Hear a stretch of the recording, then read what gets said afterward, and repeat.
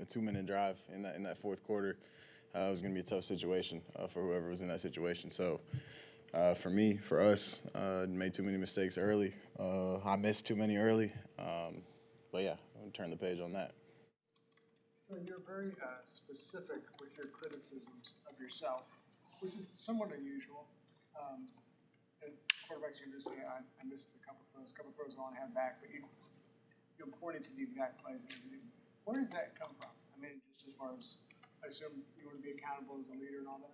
I mean, I'm the only one that touches the ball other than the center every single play. So it's my decision most of the time where the ball goes, how it gets there, things like that, pre-snap, getting us in the right play, getting us in the right call, whether it's run game, pass game, protections, whatever it may be.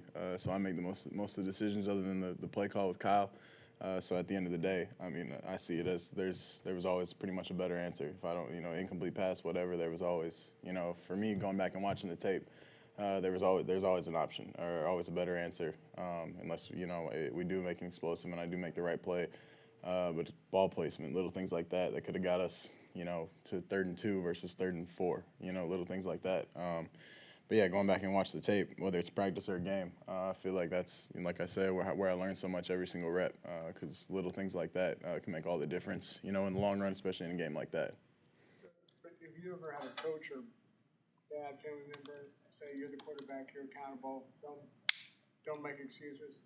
It's kind of common sense. Like I said, I touch the ball every single play, so what I do with it makes all the difference, short term and long term in a game. This might be kind of an obvious question, but what's been the biggest change you've had to make as a runner of the football from the college level to the NFL level? I'm not bigger, faster, and stronger than pretty much everyone else. Guys catch up a lot quicker. Guys, space is filled. Guys close a lot faster.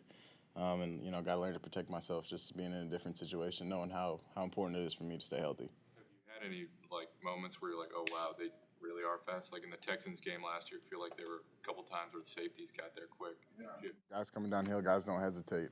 That's definitely one of the biggest things for me, especially running laterally. I got to be able to protect myself. What do you feel you're doing in that area in terms of protecting yourself? Continuing to grow. There's always going to be, like I said, man, a million times, there's always going to be better decisions I can make. But on Sunday, I felt like I protected myself pretty well. Felt good for the most part. Maybe a couple I could have got down one step faster or slashing, finding an edge and getting down. But for the most part, when I'm running between the tackles and stuff like that or running on 3rd down, I'm not ever going to slide and go 4th and 2 and just give up on the play and send our defense on the field if it's a situation like that. What's your assessment of what the Seahawks did defensively in their first game? Really fast, a little bit different schematically, but stout interior D-line. Linebackers play fast, and, Diggs is still one of the best safeties in the game. Let me ask you, because there was a lot of instances where you were really close to the first down marker, and oftentimes you ran into Roquan Smith. But because you have to be a football player, and so you're talking about it's 3rd and 8, and you've gotten 7 yards, you're not going to slide. Yeah, absolutely, yeah. With Jordan Mason and Ty Davis Price, Kyle said that they're going to have to grow up really fast. Kind of how have you seen them progress from beginning of training camp to? Yeah, they've grown up a lot, really fast, off the field specifically, just how they take care of their bodies. Ty around a lot, and JP just getting to know him still more and more every day. But the way those guys have matured, I've just seen off the field, honestly. They've always came to work in meetings and everything, locked in, taking notes, whatever it may be, asking questions. But off the field, those guys have learned definitely to be pros. And from Elijah and Jeff and Juice and all the guys they've had, in and out of the room since OTAs, they've learned a lot from those guys. Trey, how much does it help you when George Kittle's on the field in your huddle and just the vibe he brings both on the field and on the sidelines? Yeah, totally. High energy guy. He's still around, obviously, in the building and stuff, but hopefully getting him back this week. Everyone can see what he does with the ball in his hands. People don't always see what he does in the run game and just from an energy standpoint for sure. So it'll be great to get him back if we can get him back this week. The last game was weird because it was in adverse conditions, but Ayuk only 3 touches. How big of an emphasis is it for you to just get him more involved? It's kind of what the defense dictates, what the concepts dictate. He made a couple big plays, and he's had a great training camp. Still all the trust in the world. It definitely wasn't anything like that. I know you guys freak out when VA only has you especially when VA only has a certain amount of touches. But it's definitely not like we go into a game being like, okay, we're going to get the Debo the ball 8 times plus or whatever it may be. You know, Debo's obviously going to get more touches because he's in the run game. But yeah, BA for sure. I mean, he's a huge weapon for us, and he's done a great job, and that'll start to show up more and more. Promise. Did you know that that pass to Ray McLeod was going to be such a tight fit? And did you learn anything from that play?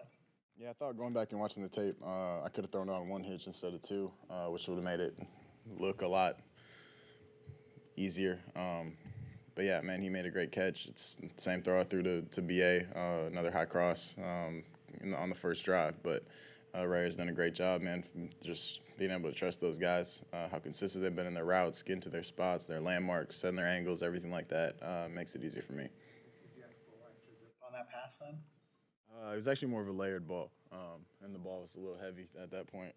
But it wasn't too bad, man. Like I said, it was one of those throws that we made that I needed to make more of in the first half. We see you attempt some of the screens to Debo, and we say, "Oh, that's an easy throw. That's a layup." Is it easy like that? I mean, are there nuances there that the layman isn't seeing, and why isn't that automatic all the time for you? I mean, we talk about it, again, not using the weather as an excuse, but in the weather, in that situation, like catch and throw are some of the hardest throws with those balls just because you don't know what the ball is going to be like. You know, when you take a 7-step drop or a 5-step drop, you can kind of feel the ball, spin the ball, you know, find a dry spot or find a spot where it's not, you know, a disaster. But yeah, there were some ugly ones out there on Sunday for sure. And I'm not blaming it on the ball. Just continue to work it, be more consistent. But hopefully we're not playing in too many games in those conditions like they were in the fourth quarter. Was it inconsistent? Like you would get a different ball in terms of wetness each time you took a snap? We run a play, guy catches the ball, drops it in the puddle, which we've talked about a few times if we ever play in that game again, or in a situation like that again. But yeah, I mean, they're rotating balls in and out, and our equipment staff does a great job of getting us the driest balls we possibly can with those 12-game balls that we get. Did you ever try throwing with a glove on your hand? Last year I did a few times, yeah, but I didn't this week. Didn't rep it at all. Didn't think it would get to that point. But I don't know if a glove would have saved me at all. You may have a rain game this Sunday. So does that mean you practice getting water balls squirted on her? We'll see. Yeah, later on in the week, for sure we'll throw wet balls later in the week, but not something that we're a whole lot worried about. I thought the first half we had every opportunity in the world, but if we get in that, like I said, that fourth quarter situation is a little different. Trey, does being at home provide a comfort level, or does it add more stress as you guys kind of turn the page from week 1 and try to have a bounce back performance? Neither. I mean, I just turned the page on last week, this week. We're locked in, whatever it is. Obviously, travel is really the only thing. Our schedule changes a little bit with travel, but from a mental standpoint, preparation standpoint, everything's the same. Just what room I do my stuff in. After the game that you felt great physically, how did you feel Monday morning? Monday morning? Oh yeah, I felt fine. My neck honestly was a little sore. That was the first thing because you know I don't get hit at all throughout the year, so guys kind of get to build up, get their necks ready for the season. But my neck was the biggest thing. But other than that, yeah, I feel good. Appreciate it, guys.